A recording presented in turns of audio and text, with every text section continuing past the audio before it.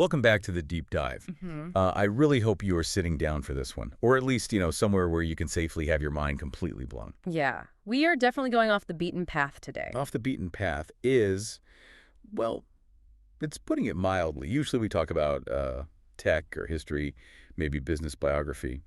But today, we are questioning the very nature of the ground you are standing on. Absolutely. We're questioning the solidity of the walls around you.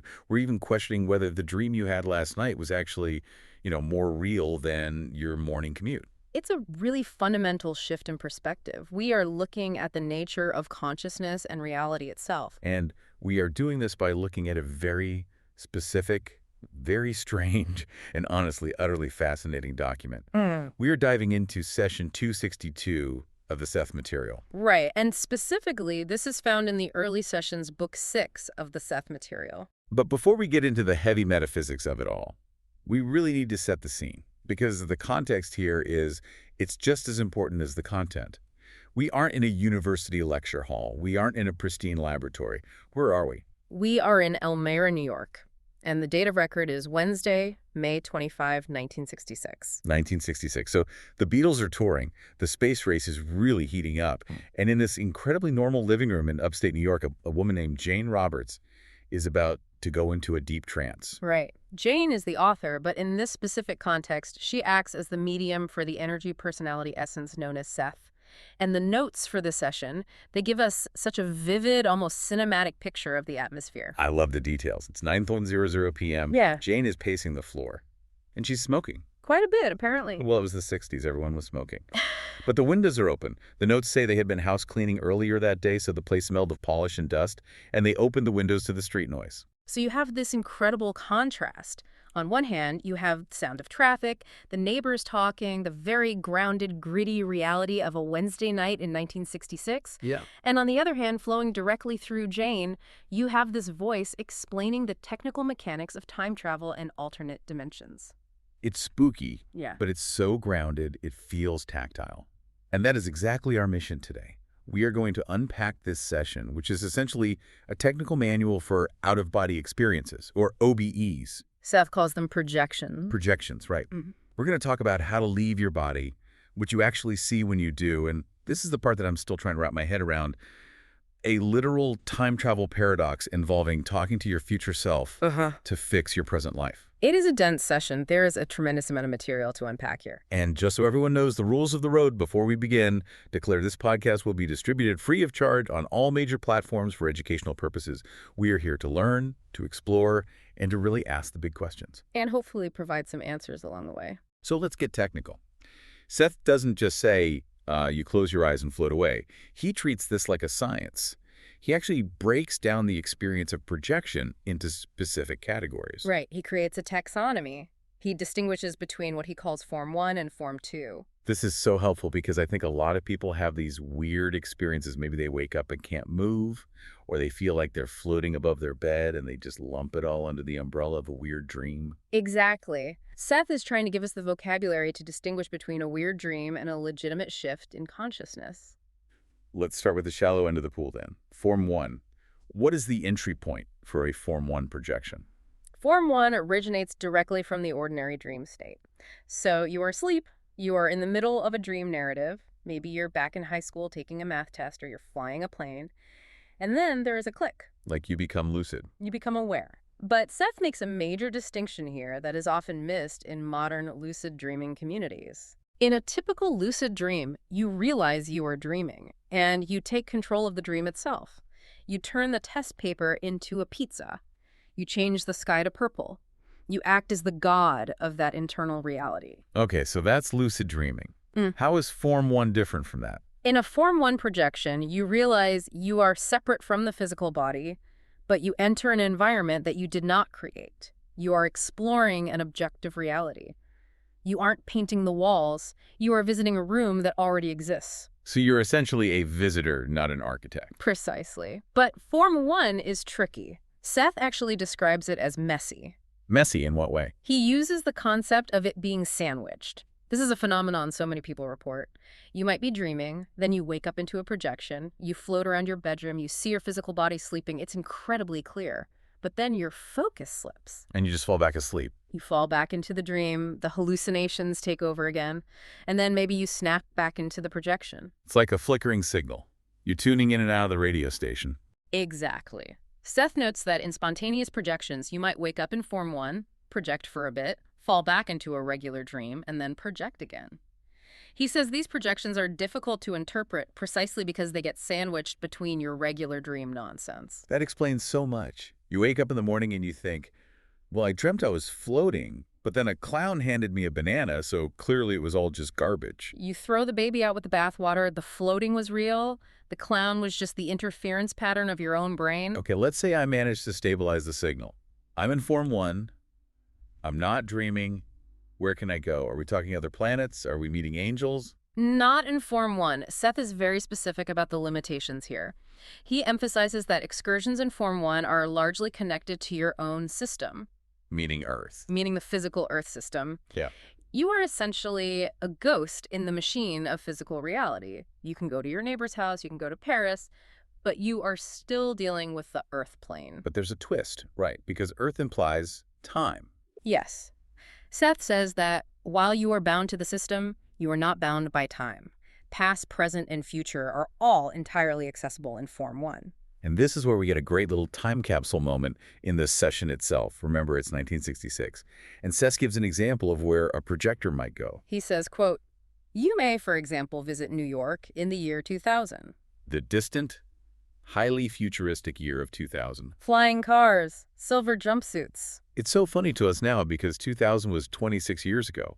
But to Jane and Rob in 1966, that was 34 years in the future. That was pure sci-fi. But look at the philosophical implication there. Seth is saying that the future New York City in the year 2000 already exists in a way that is accessible to consciousness now. Right. It implies the timeline is laid out like a physical landscape. You can just walk down the street to the year 2000. So in Form 1, I can go to the future. I can go to the past. I can go to my neighbor's house. It sounds pretty amazing. Right, there's always a but. There's a glitch in the Matrix. A bug in the software of Form 1. Seth calls them the phantoms, which frankly sounds like a 1960s garage band. But in this context, it's actually terrifying. The phantoms of Form 1. What exactly are these things? This is a crucial distinction Seth makes, and it explains why so many people have bad trips or frightening sleep paralysis experiences. Go on. In Form 1, because you are emerging directly from the dream state, you are still carrying the baggage of your subconscious mind. You haven't fully cleared your cache, so to speak. So you're projecting, you're actually out of your body, but you're bringing your own mental luggage with you into the room. Exactly. And that luggage can manifest as subconscious phantoms. Seth explicitly says they appear exceedingly real. So let's play this out. I project to my living room. The couch is real. The TV is real. Yeah. But standing in the corner is a demon. Or a shadowy figure. Or a monster. Or your angry boss. And it looks physically real. It creates a hallucination with mass, essentially. It is a projection of your own fear or insecurity overlaid onto the physical environment. It's like augmented reality, but exclusively for your nightmares. That is horrifying. Because if I'm in that state, my natural instinct is to run. My instinct is to fight. I'm thinking there's an actual intruder in my house. Right, the adrenaline spikes. And because thoughts create reality in this state, your fear probably makes the phantom look even larger and scarier. So how do we deal with it? If I'm floating in New York in the year 2000 and I see a Godzilla monster, how do I know if it's real or if it's just my brain playing tricks on me? Seth gives us a very practical hack. It's almost like a developer command for the soul. How do we debug the nightmare? He says, quote, "If you realize that you are projecting, you may simply order any unpleasant subconscious phantoms to disappear, and they will do so." You just tell them to get lost. It sounds incredibly simple, but think about the mental discipline that requires. You have to realize, in the absolute moment of terror, wait a minute, I am projecting. This monster is me. It is my creation. It's the ultimate power move. I created you, I can delete you. Exactly. He compares it to a nightmare. If you believe the monster is real, you are the victim. You have to run. But if you realize it's a product of your subconscious, it loses all its power over you. You just command it to vanish.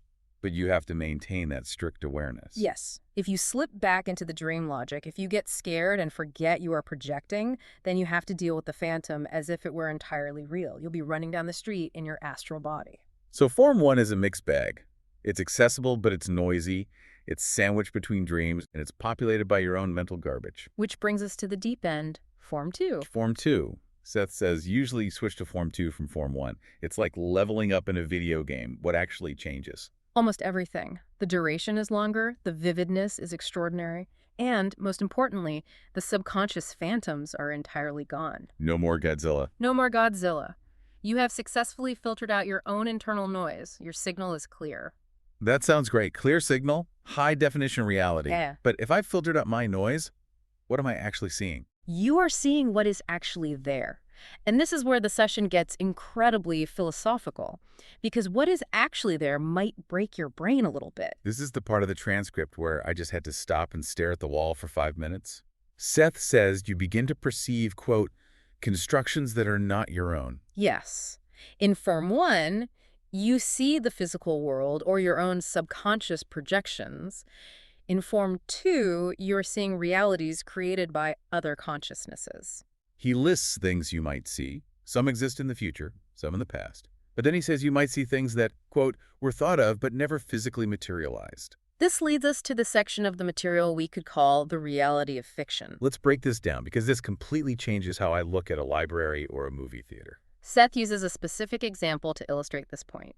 He asks you to imagine you project into a room. You see people there. A specific drama is playing out. The decor is from the Victorian era. Okay, I'm with you. You wake up and you realize, wait a minute, that room, those people, that was from a novel I read last year. And naturally, the materialist explanation is just, oh, it was a dream. My brain was simply replaying the book I read. Exactly. That is the standard interpretation. We assume imagination is fake. It's just neurons firing in the dark. But Seth offers a radical twist. He argues, quote, physical reality only happens to be the portion of reality you recognize. Meaning there are other portions. Right. So he suggests that it may, however, be a valid projection. The room and the people actually exist. They exist, like literally. They exist, not in physical reality. You can't buy a plane ticket and go there, but in another dimension of reality. He argues that when an author conceives of a scene or a character or a room, that sheer intensity of imagination is an act of literal construction. So let's take Arthur Conan Doyle. He sits down at his desk. He imagines 221B Baker Street. He imagines the clutter, the violin, the pipe smoke. He imagines Sherlock Holmes. Seth is saying that energy creates a real place. Yes, a valid reality. It implies that thoughts are literal things. They have density, they have structure in a non-physical space. He even says, and I quote, "The paintings that you will paint exist now." It's a beautiful, but also completely overwhelming concept. It implies that creativity isn't just making stuff up out of thin air. It's almost like you are tuning into a reality that is forming, or you are building it brick by brick with your focus. So somewhere, in some dimension, there is a reality where the events of a massive fantasy novel are actually happening. According to this theory, yes. And the collective focus of millions of readers would only strengthen and solidify that construction. That is wild. It just collapses the entire barrier between subjective and objective. Yeah.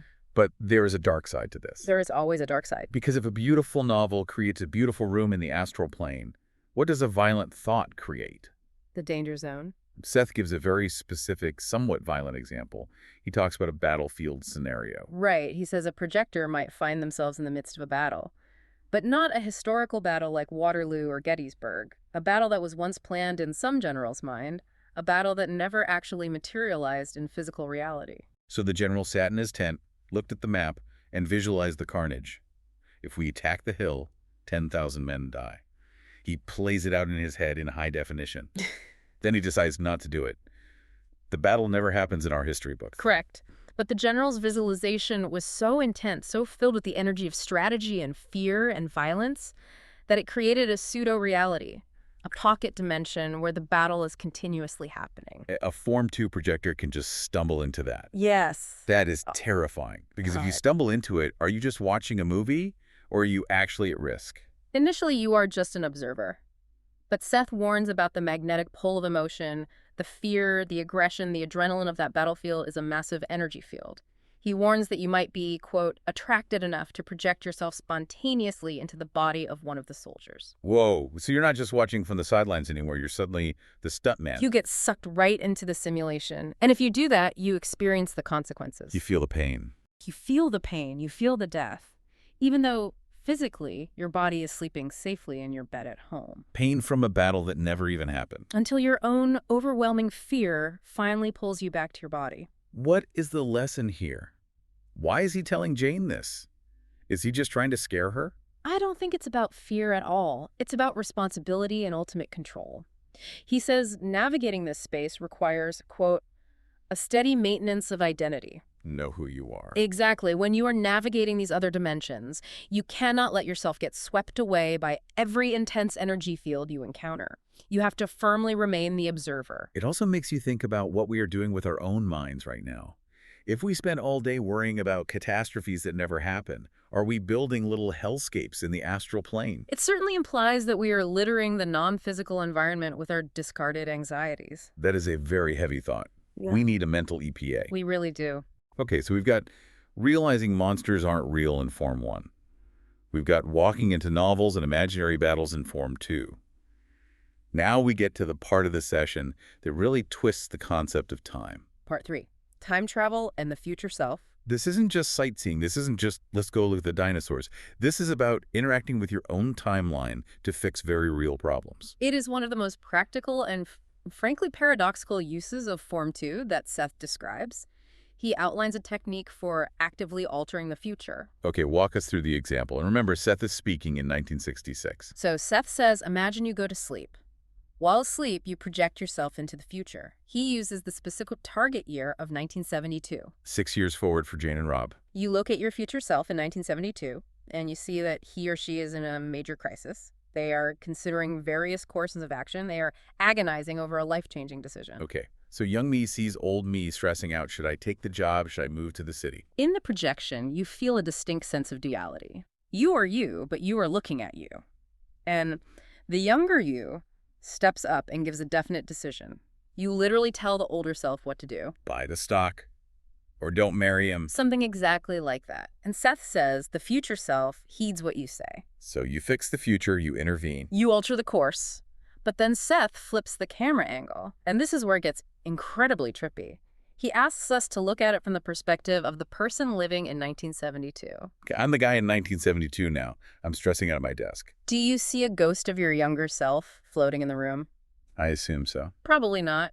Seth says the older self hears the voice of his past self, but he likely experiences it as a hunch or a vivid dream, or simply a sudden, unexplainable moment of clarity, like, I know what I should do. Wait, so that moment of inspiration, that gut feeling that saves you from a terrible mistake, that might be you from the past, shouting at yourself. Exactly. But how did the past self know to come help in the first place? That is the ultimate paradox. Seth asks the question that just shatters the linear timeline. He asks, quote, did the future self request information? And did this request cause the present self to make an actual and legitimate projection into the future? Wait, let me trace the line here. 1, future me is in trouble. He sends out a psychic distress signal. 2, past me asleep in 1966. Here's the signal. 3, cast me projects forward and gives the answer.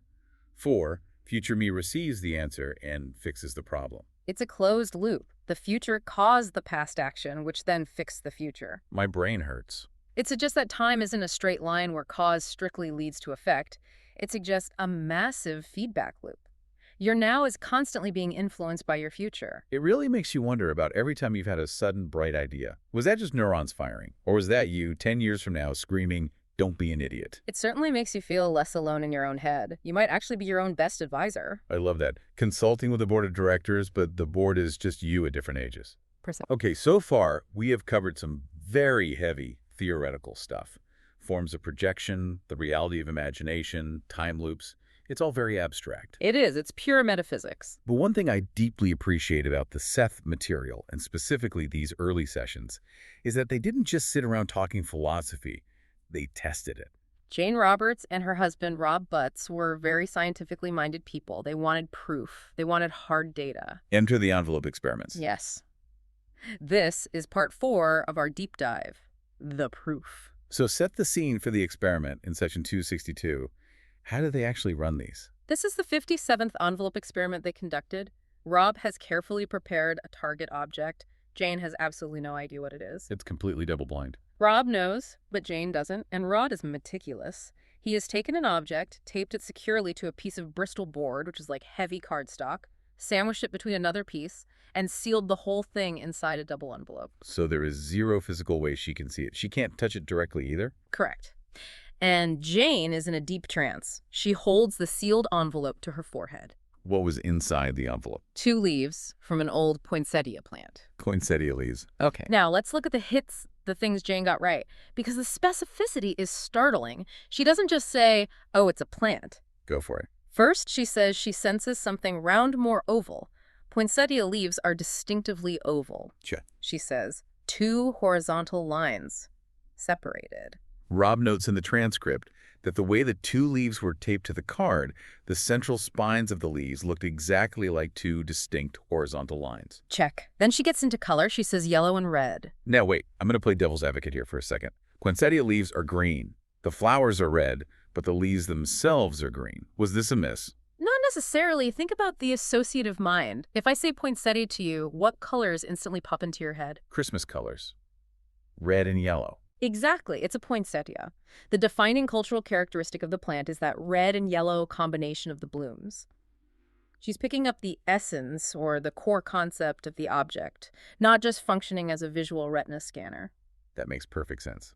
If I hold a picture of a fire truck in a sealed envelope and you confidently say red, I'm giving you full points, even if the picture is a black and white photocopy. You're getting the data. Exactly. Then she describes a pattern, a small star-like shape. The veins of the leaf. They radiate out from the center like a star. Correct. But then she gets historically specific. This is where it goes way beyond simple remote viewing and steps into telepathy or psychometry. This is the part of the transcript that honestly gave me chills. She says a connection with 1961. Why on earth is 1961 important for a random leaf? Rob, in his very detailed notes, explains that he and Jane received their very first poinsettia plants as gifts in the year 1961. It was their introduction to the species, so to speak. So she's accessing the personal memory associated with the object type. It seems so. But then she dives into the history of this specific plant. The Miss Callahan connection. Jane says something beginning with an M and something beginning with a G. Later in the session, Seth corrects this directly to MC. MC. And the plant originally belonged to Miss Callahan. She was a neighbor in their apartment building, an elderly retired teacher. You literally cannot make this stuff up. She gets the exact initials of the previous owner. She does, and she adds one more bizarre detail. She senses a tall tree. Now, a poinsettia is a potted plant, not a tree. Was she finally wrong? Rob notes that this specific plant was unusually old. It had a woody brown texture to the stem and was very tall for a potted plant, about 3 feet high. Which is huge for a houseplant. And on that specific day, Rob had placed it on a high windowsill. So from a certain perspective, it towered up toward the ceiling looking exactly like a tree. It's so funny because amidst all this grandiose talk of time travel and alternate dimensions and phantom monsters, the thing that firmly grounds it is a neighbor's potted plant. But that is the sheer beauty of these sessions. It's the constant blend of the cosmic and the domestic. The cosmic and the domestic. I really like that. It shows that these abilities, projection, telepathy, remote viewing, aren't just reserved for sages sitting on a mountaintop. They're happening right now in a living room in Elmira, New York, with a poinsettia plant and a pack of cigarettes. It also heavily validates the source. If she can nail the obscure details of the leaf inside the sealed double envelope, the shape, the owner, the specific year, it makes you listen a little closer when she starts talking about the physics of time travel. It buys immense credibility for the weirder stuff. It builds a very solid case that consciousness is not bound by the skull. It can reach into a sealed envelope. It can reach into the past. It can reach into the future. So let's recap the incredibly strange map we've drawn today. We've unpacked the whole session. We have Form 1, the messy, dreamlike state where you have to literally fight off your own subconscious Godzilla. We have Form 2, the high-definition state, where you can inadvertently walk into a Victorian novel or a psychic battlefield. Yes. We had the time loop, the idea that you can project to 1972 or 2036 and coach yourself through a major life crisis. And we have the proof. The poinsettia leaf that proved the mind can clearly see without eyes. It is a totally comprehensive look at how Seth views consciousness. It is not limited to the physical body. It is not limited to time, and perhaps most importantly, it creates its own reality. I want to circle back to the fiction aspect for a second before we wrap up, because that concept really stuck with me. The idea that unmaterialized thoughts exist. Yeah. I mean, think about how much time we spend in our own heads, worrying about things that never happen, daydreaming about lives we never lead, replaying arguments we lost in the shower. According to Seth, we are actively populating other dimensions with that raw energy. We are builders. We just don't see the construction sites. It's a heavy responsibility. It is, but it is also incredibly empowering. It means that imagination is not fake. It is a fundamental act of creation. The paintings that you will paint exist now. It suggests that the future isn't something you are just moving towards blindly. It's something that is already there, waiting for you to align with it. That ties perfectly back to the projection idea. If you can project to the future, it must exist already. Or at least the probabilities exist. Seth often talks about probable futures. Perhaps the 1972 self was just one probable version of Rob. But by connecting with it, the 1966 self solidified that specific path. So the advice he gave solidified the timeline into reality. Exactly. My brain hurts, but in a good way. Like I just did a heavy mental workout. It's a lot to process. If you want to process this yourself, because we are really just skimming the surface of what Seth said, and there are hundreds of these incredibly detailed sessions, where should they go? Well, the primary source material is the Early Sessions, Book 6 of the Seth Material. And we definitely want to give full credit where it is due. Absolutely. This is published by the New Awareness Network. They have done an incredible job preserving these historic sessions, organizing them, and making them easily available to the public. And if you want to dive in, buy the books, and support the archive, you should go directly to their website. That is sethcenter.com. Specifically, look for the section on the early sessions. sethcenter.com/really-sessions. Go there. Buy the books. It's a rabbit hole completely worth falling down. Trust me. Indeed it is. So as we close this out, what is the big takeaway for you?